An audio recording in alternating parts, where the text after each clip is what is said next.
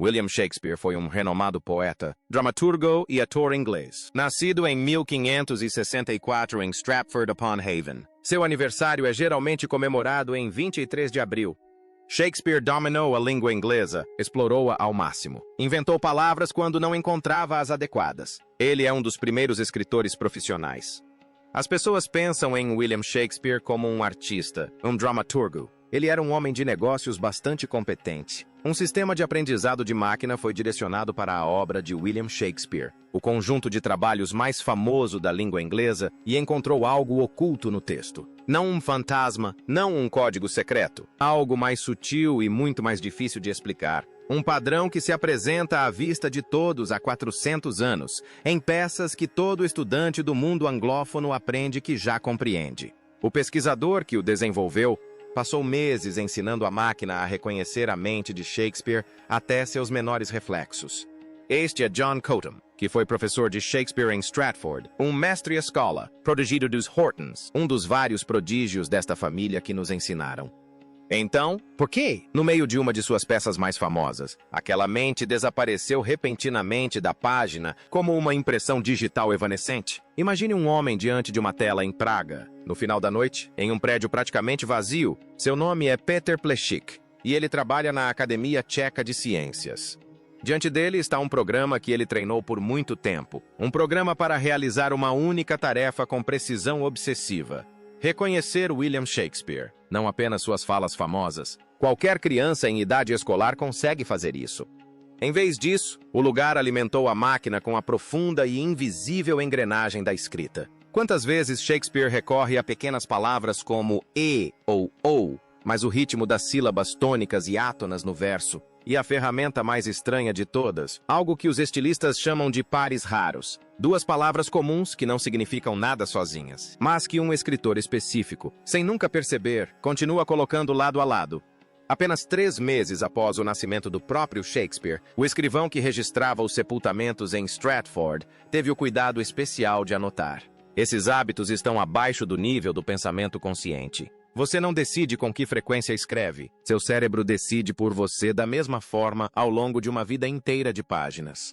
Essa é a impressão digital. É quase impossível falsificá-la e quase impossível escondê-la. Aliás, nada disso foi inventado para Shakespeare. E isso importa. A ideia tem aproximadamente um século. Começou com pesquisadores contando rudimentarmente o tamanho das frases para diferenciar os escritores. O verdadeiro avanço ocorreu na década de 1960, quando estudiosos que investigavam os autores de ensaios políticos controversos fizeram uma descoberta que ainda parece retrógrada. A impressão digital mais confiável em um texto não são as palavras vívidas e memoráveis. São as palavras banais, as pequenas palavras funcionais que um escritor nunca pensa em usar. Porque as palavras que você nunca percebe são as que você não pode controlar. Esse era o princípio com que a máquina de análise de peças funcionava. A ideia antiga. Nova ferramenta. Ele a alimentava com peças. Todos concordam que Shakespeare escreveu sozinho no final de sua carreira. A Tempestade, Cymbeline. O Conto de Inverno, Coriolanus. E depois peças definitivamente de outro homem do mesmo teatro, John Fletcher. Von Duca Valentinian. A máquina aprendeu a distinguir as duas vozes em um nível que nenhum leitor humano consegue alcançar. Então, ele a liberou para ler Henrique VIII, uma peça impressa sob o nome de Shakespeare por 4 séculos. E o que ele fez nesses 10 anos perdidos? É isso que vamos tentar descobrir na próxima etapa da nossa busca por William Shakespeare. No século XIX, um estudioso chamado James Spetting chegou a traçar uma linha através da peça, cena por cena. Part Shakespeare, part Fletcher. Trabalhando puramente por instinto e um ouvido treinado. Durante 150 anos, essa divisão foi motivo de discussão. Podia ser debatida. Não podia ser mensurada. Eis por que essa distinção é tão importante. Um ouvido humano perceber que algo parece estranho não é prova suficiente. É uma questão de gosto. Durante um século e meio, qualquer pessoa que discordasse da ortografia podia simplesmente dizer isso. E não havia como resolver a questão. Nenhum instrumento, nenhum número, nenhum teste. A suspeita pairava no ar geração após geração. Uma pergunta sem resposta. Então, o lugar criou a resposta.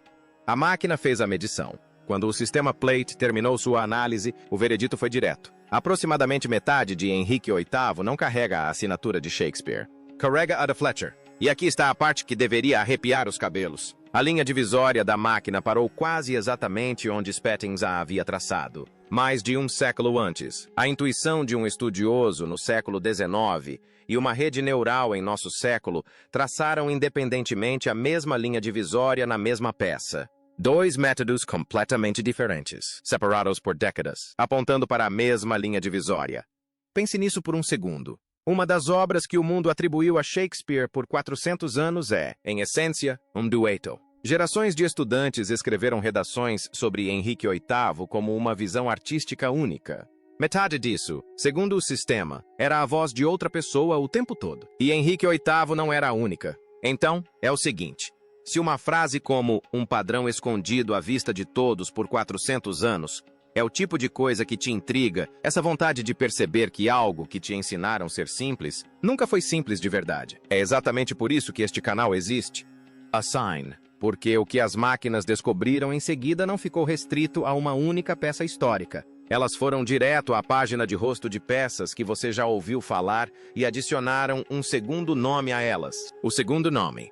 Em 2016, o que era uma discussão discreta entre especialistas tornou-se notícia de primeira página em todo o mundo. A Oxford University Press, não uma editora amadora, nem uma editora marginal, mas sim a instituição mais conceituada na área, publicou uma nova e abrangente edição das obras completas, a Nova Oxford Shakespeare.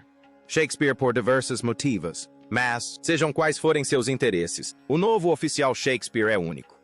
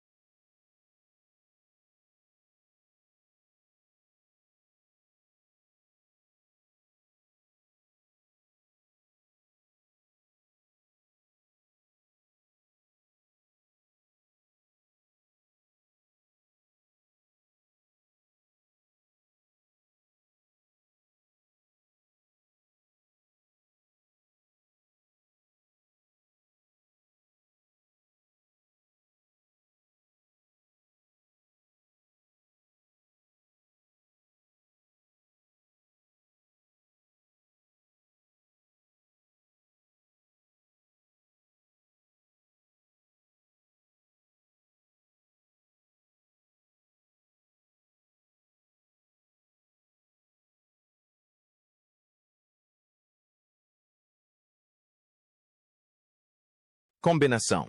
Foi compilado por uma equipe de mais de 2 dezenas de estudiosos liderada por Gary Taylor, com base em anos de análise computacional. Grande parte desse trabalho foi realizada em colaboração com matemáticos da Universidade da Pensilvânia, e então eles fizeram algo que nenhuma grande editora jamais havia feito. Nas páginas de rosto das 3 peças de Henrique V, peças que carregavam apenas o nome de Shakespeare desde o dia em que foram impressas, eles adicionaram um segundo autor, Christopher Marlowe. Reflita sobre o quão estranho isso é. Havia rumores sobre uma ligação de Marlowe com essas peças históricas antigas desde a década de 1790. Por mais de 2 séculos, foi uma suspeita sem nenhuma maneira de comprová-la. Então, como disse um dos editores, Shakespeare entrou na era do Big Data. E, de repente, tornou-se possível pegar cada palavra de uma peça e compará-la com todo o conjunto sobrevivente da obra de Elizabeth I e do teatro, buscando o vestígio de outra mão. A mão estava lá. A editora a colocou na capa. Agora, aqui está a parte que a maioria das manchetes ignorou, e é a parte mais importante de toda essa história. Os editores não estavam dizendo que Shakespeare era uma fraude. Um dos principais especialistas afirmou isso sem rodeios. Shakespeare não era uma fraude, e Marlowe não escreveu Shakespeare secretamente. O que Marlowe fez foi algo completamente comum para aquele mundo. Colaborou. 2 escritores profissionais em um teatro em atividade dividindo o trabalho. Só isso. Imagine ser um leitor que aprendeu essas peças na escola, que tem os nomes decorados, que ainda consegue recitar a abertura e então abrir esta edição e ver o nome de um estranho impresso ao lado do de Shakespeare na página de rosto. Impresso ali não por um teórico da conspiração, mas pela Oxford University Press. Depois de 24 acadêmicos e uma equipe de matemáticos terem passado anos estudando os cálculos. É uma coisa pequena, um nome em uma página, mas não parece pequena. Parece como se o chão cedesse meio centímetro sob algo que você presumia estar parafusado no chão. E, de alguma forma, essa explicação banal é a perturbadora. Porque a versão que a maioria de nós recebeu não tem espaço para o comum. Trata-se de um único homem que não deve seu gênio a ninguém. As evidências apontam para uma oficina, não para um santuário. Portanto, se isso estivesse acontecendo no 6º lugar de Henrique V, a pergunta óbvia é aquela que ninguém quer fazer em voz alta. Quantos outros? A oficina secreta. A resposta honesta é que é muito mais complexa do que jamais lhe contaram. É aqui que a história reconfortante começa a ruir. E repare que nada disso exige uma conspiração. Basta observar como as peças eram realmente feitas. Na Londres de Shakespeare, os roteiros eram produtos, os teatros funcionavam com prazos. Os escritores se uniam da mesma forma que uma equipe de roteiristas de televisão moderna divide uma temporada, porque cada pessoa é boa em algo diferente. A colaboração não era o escândalo. A colaboração era a opção padrão. A academia dominante agora aceita amplamente uma lista que teria sido considerada heresia há uma geração. Tito Andrônico leva a assinatura de George Peele. Timão de Atenas leva a assinatura de Thomas Middleton. Pericles leva a assinatura de George Wilkins. Henrique VIII e os dois nobres parentes levam a assinatura de John Fletcher. As peças de Henrique V levam a assinatura de Marlowe. Essas não são delírios de teóricos da internet. São conclusões revisadas por pares, presentes em edições convencionais construídas sobre a base acadêmica tradicional que apontava na mesma direção há anos. O homem batizado em Stratford-upon-Avon em abril de 1564, o homem com 38 peças teatrais e 154 sonetos, o homem que morreu em 1616. Ele existiu de verdade e frequentemente era o escritor principal de uma equipe. E é aqui que a coisa fica realmente assustadora. As máquinas podem fazer algo que nenhum leitor humano jamais conseguiu. Eles conseguem analisar uma peça cena por cena, às vezes quase linha por linha, e observar a assinatura de um escritor desaparecer enquanto a de outro surge. Em um estudo, um método de palavras funcionais identificou corretamente cerca de 95% das cenas cuja autoria já era conhecida pelo autor correto.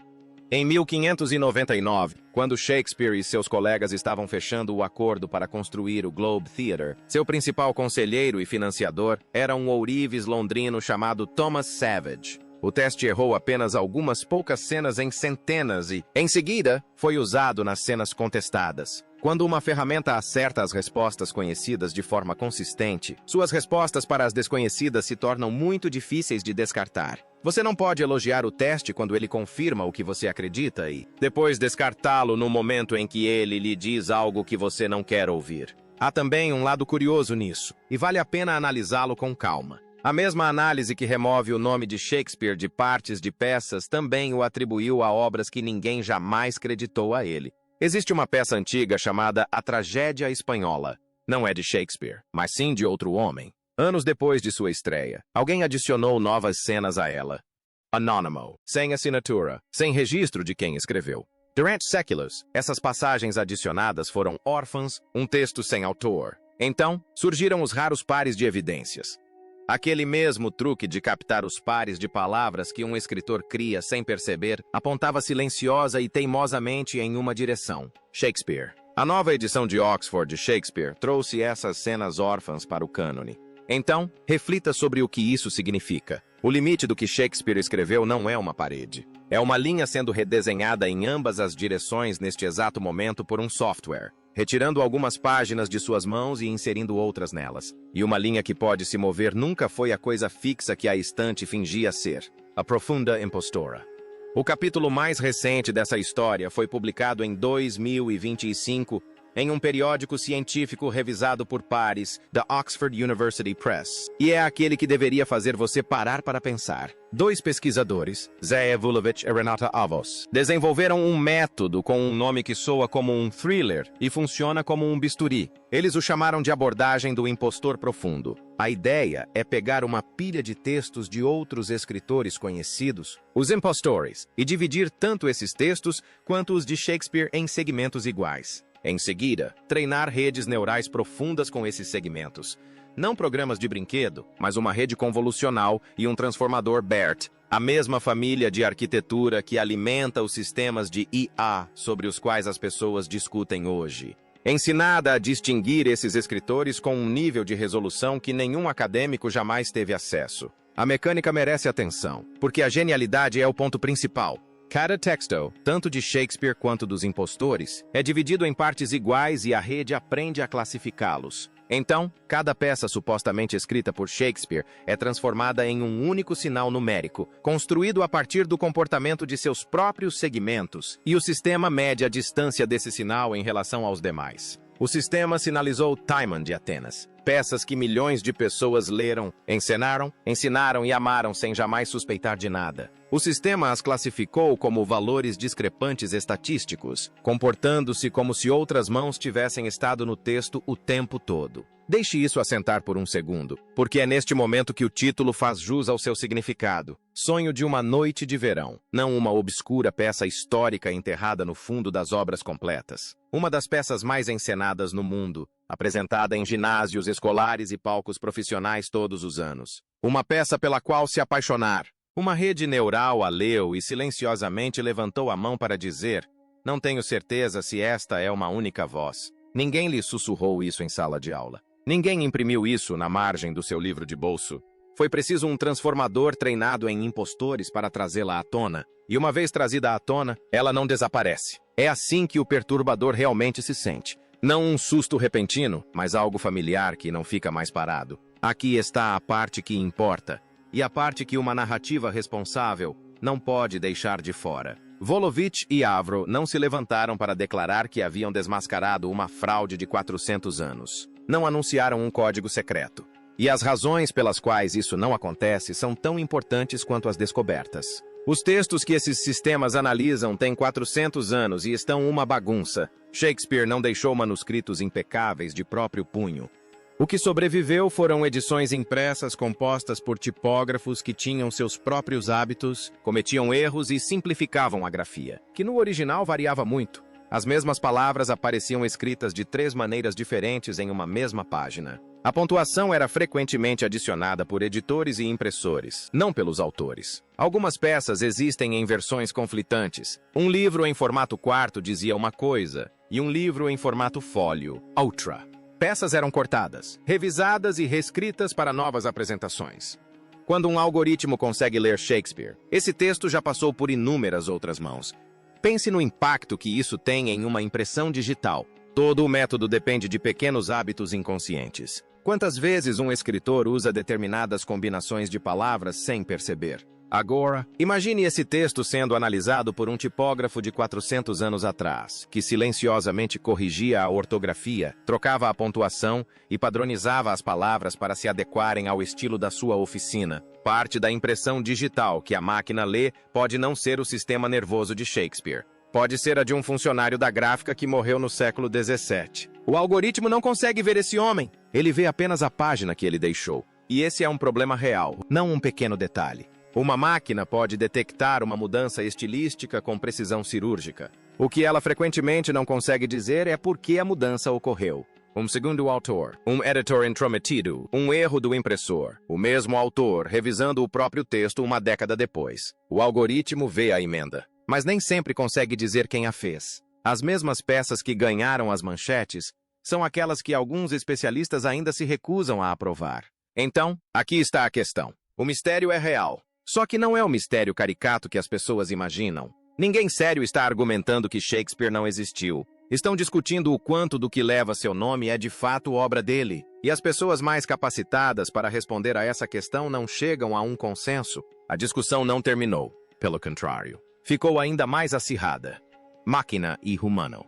É tentador imaginar o algoritmo como um juiz final, proferindo veredictos que nenhum ser humano pode contestar. Os próprios pesquisadores são os primeiros a rejeitar essa ideia. Uma rede neural pode processar milhões de relações linguísticas simultaneamente e revelar padrões que nenhum acadêmico jamais conseguiria conceber. Esse é o seu verdadeiro poder. E não é um poder pequeno.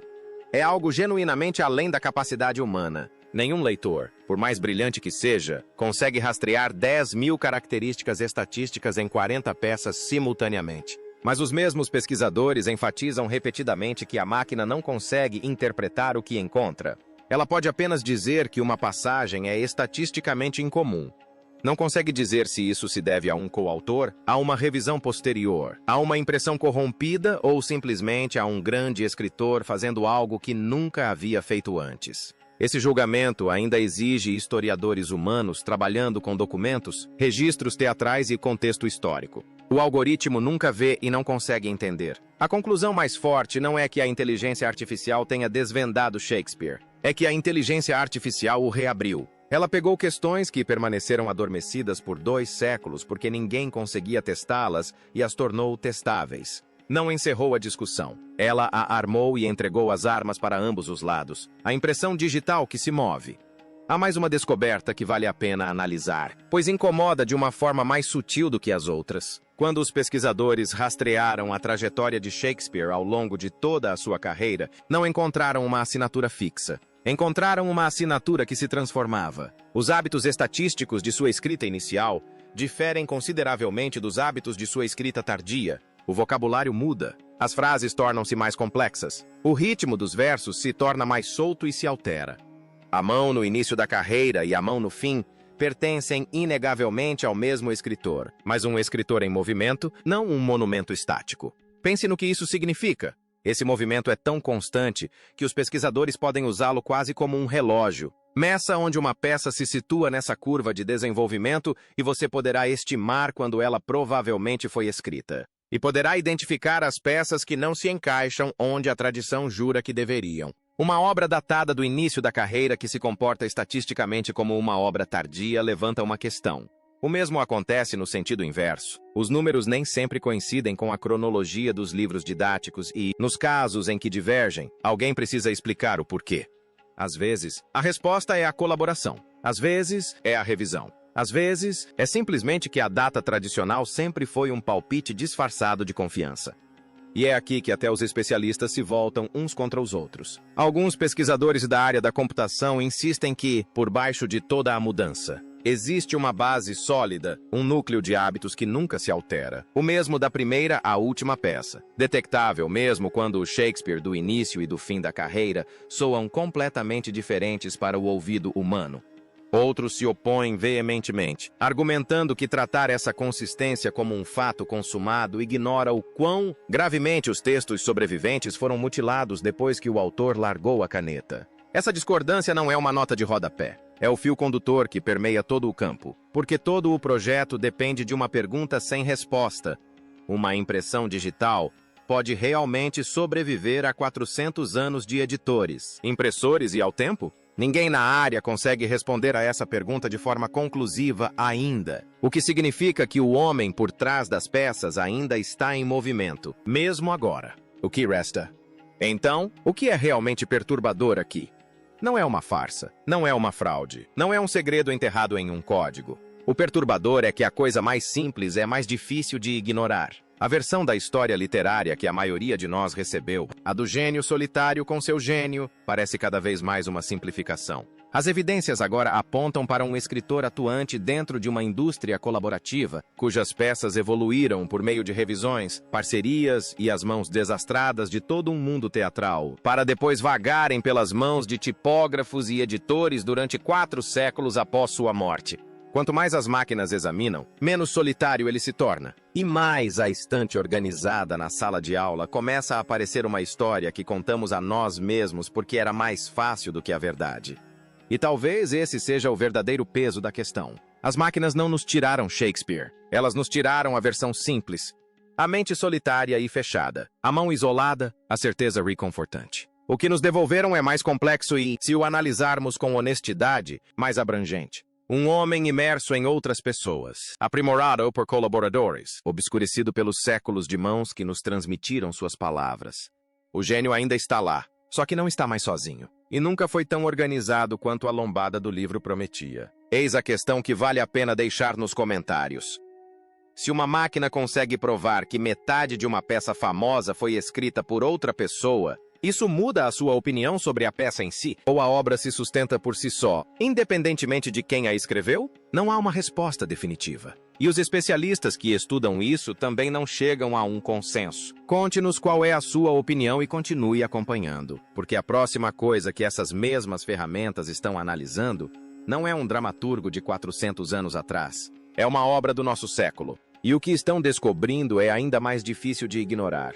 400 anos depois da estreia das peças de Shakespeare nos palcos ingleses, a inteligência artificial está revelando padrões ocultos, enterrados profundamente na própria linguagem. E quanto mais os pesquisadores analisam os textos, mais percebem que a história por trás da escrita de Shakespeare pode ser muito mais complexa do que qualquer um jamais imaginou.